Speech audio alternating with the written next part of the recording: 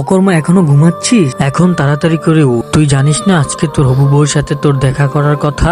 এই নে, এটা সাথে করে নিয়ে যা। এটার মধ্যে কি আছে মা? ওই মেয়েটি যদি বিয়ের জন্য রাজি হয়ে যায় তাহলে এই মিষ্টির বক্সটি তাকে দিয়ে দিস। এখন তাড়াতাড়ি করে যা, এমনিতেই অনেক লেট হয়ে গেছে। হ্যাঁ, এটা আপনার জন্য, কিন্তু আপনাকে আমি প্রথমেই বলে দিচ্ছি শুধুমাত্র আমার পরিবারের জন্য আপনার সাথে দেখা করতে এসেছি। আমার এই বিয়েতে কোনো মত নেই। এখন আমি যাই। বাবা, মেয়েটি কি বললো? সে তো সরাসরি বিয়ের জন্য না করে দিয়েছে। তুই নিশ্চিত মেয়েটিকে কিছু বলেছিস? এই জন্য মেয়েটি বিয়ের জন্য মানা করে দিয়েছে। তোর সবগুলো বন্ধুর বিয়ে হয়ে গেছে, জানি না তুই কেন বিয়ে করছিস না। আমার তো মনে হয় নাতি নাতির মুখ না দেখতে উপরে চলে যায়। উফ, তোমাদের জন্য আজকে বউ নিয়ে আস। তুমি কি একদিনের জন্য আমার গার্লফ্রেন্ড হওয়ার নাটক করবে? আচ্ছা ঠিক আছে। তাদের ছেলের বউকে দেখে রাহুলের বাবা মা অনেক খুশি হয়ে যায়। রিয়া রাহুলের বউ হওয়ার নাটক করছে, এগুলা তার বন্ধুদের শেয়ার করছিল, আর রাহুলের মা এগুলা শুনে ফেলে। তোর এত বড় সাহস কি করে হলো আমাদের সাথে মিথ্যা কথা বলার? রিয়া তোর গার্লফ্রেন্ড না, এগুলো আমি সব জানি। হ্যাঁ, আমরা দুজনেই নাটক করছি। যদিও আমরা নাটক করছি, কিন্তু আমি সত্যিকারে রাহুলকে খুব ভালোবাসি।